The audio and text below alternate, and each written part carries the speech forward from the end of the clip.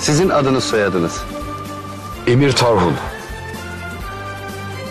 Siz Reyhan Polat.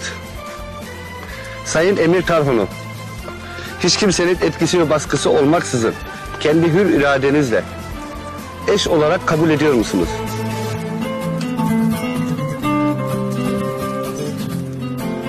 Evet.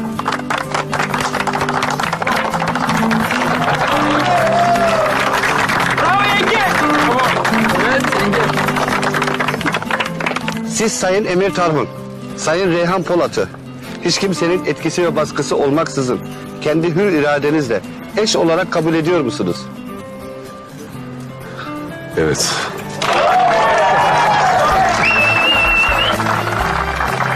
Sizler de buna şahitlik eder misiniz? Evet. Evet. Ayağına bas ayağına.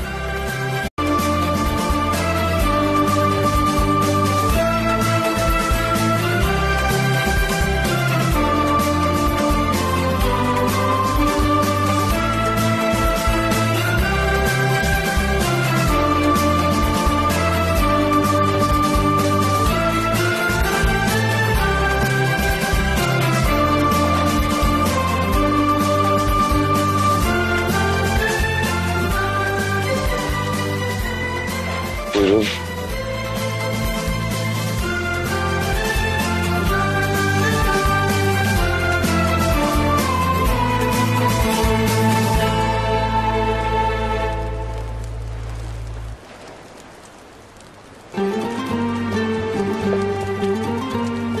Ben de medeni yasanın ve belediye başkanının bana vermiş olduğu yetkiyi kullanarak sizleri karı koca ilan ediyorum.